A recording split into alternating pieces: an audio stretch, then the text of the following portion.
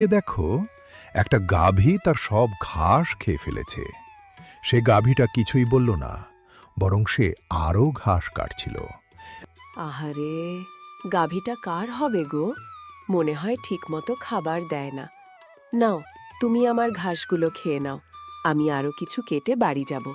এদিকে আমার গাভীটাকেও খাবার দিতে হবে। অ্যামা, এ কি হলো?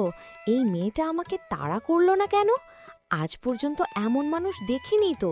অন্য কেউ হলে এতক্ষণে আমার পিছনে পড়ে যেত সবাই। এদিকে রাবেয়া ঘাস কেটে বাড়ির পথে রওনা হলো। গাভীটা আবার পাখির রূপ ধারণ করে রাবেয়ার পিছে পিছে উড়ে রাবেয়ার বাড়ি চলে এলো।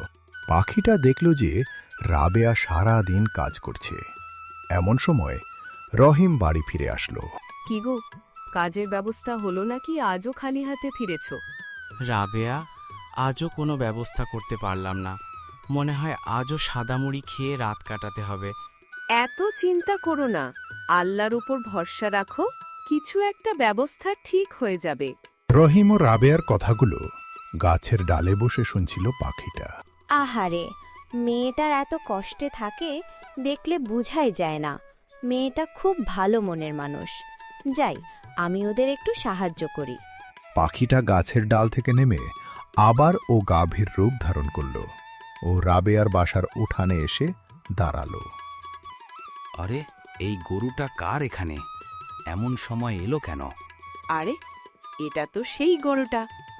সেই গরুটা মানে, তুমি কি জানো এটা কার গরু?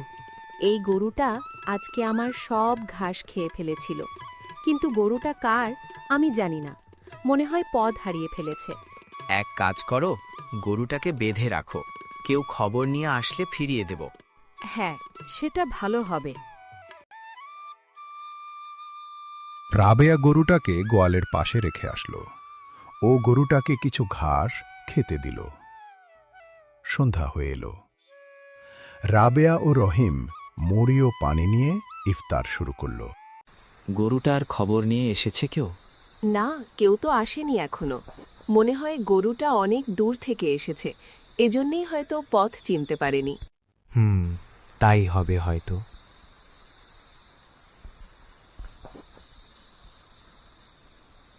পরের দিন সকালবেলা রহিম একটি বালতি নিয়ে গরুর দুধ দুইতে গেল। সে তার নিজের গরুটার দুধ দুইয়ে নিল। আরে, এতটুকু দুধ দিয়ে কি আর হবে? এই কথা বলছিল আর দেখছিল পথ হারা গরুটার দিকে। আরে, এই গরুটাও তো দেখি দুধের গাভী। যদি এর থেকে দুধ দুইয়ে নেই, তাহলে তো বাজারে বিক্রি করতে পারবো। রহিম